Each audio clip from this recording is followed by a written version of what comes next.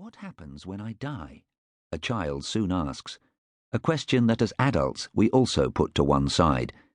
Not even a material girl in a material world would be satisfied with an answer that was restricted to descriptions of physical decay.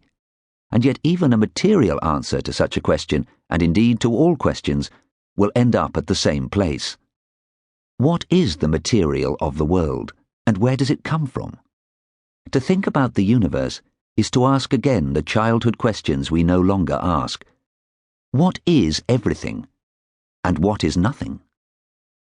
Seemingly all children start out as budding scientists, unafraid to follow a trail of questioning to exhaustion, even if the exhaustion is usually that of their parents.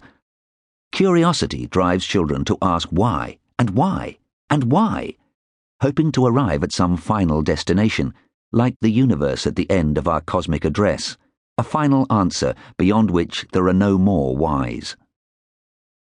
Why is there something rather than nothing? Asked the German philosopher Gottfried Leibniz, 1646 to 1716. The question that any description of the universe must ultimately be able to address. Science attempts to answer why questions with how answers, invoking the dynamic stuff in the world. But how answers also converge on that same ultimate question. Instead of asking why is there something rather than nothing, scientists ask how did something come out of nothing. In order to account for the everythingness of the universe, we must also account for the nothingness from which it seems to have appeared. But what could such material as the world is made of look like when it is nothing? And what possible actions could have transformed nothing into something, and something into the everything we call the universe? For hundreds of years, and for as long as the word has meant anything, science has shown itself to be an evolving process of investigation into whatever it is that is out there, a place of things that are in motion, and what we mean by the universe. So who better, we might think, than scientists to answer the question, where, between the void and everything, are we? Their replies are not always encouraging.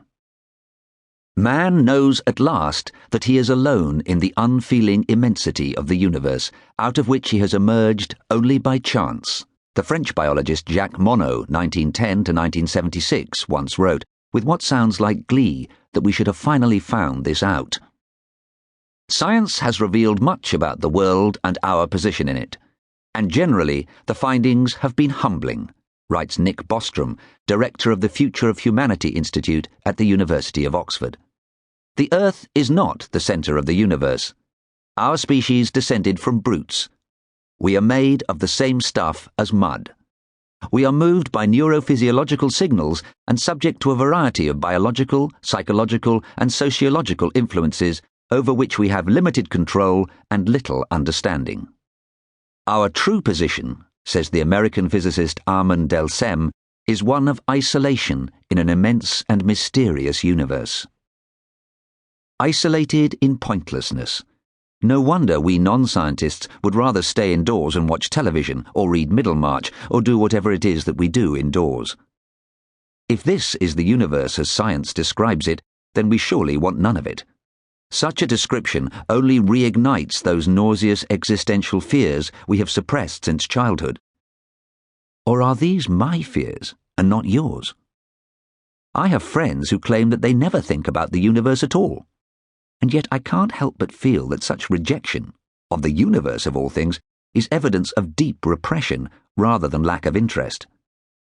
Who, after all, wants to be told that they are insignificant specks in a vast, purposeless and uncaring universe? And if we do take note, it's hard not to blame science for finding it out. These stark scientific pronouncements seem impossible to deny. Easier then not to think about science either, for fear of being told something irrefutable that we would much rather not know. That we do not have free will, that the mind is merely a quality of the brain, that gods do not exist, that the only reality is material reality, that any knowledge that isn't scientific knowledge is not just worthless, it isn't knowledge at all.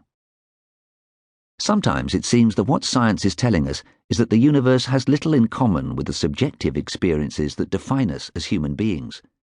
We seem to be in opposition to a universe at best uninterested in the qualities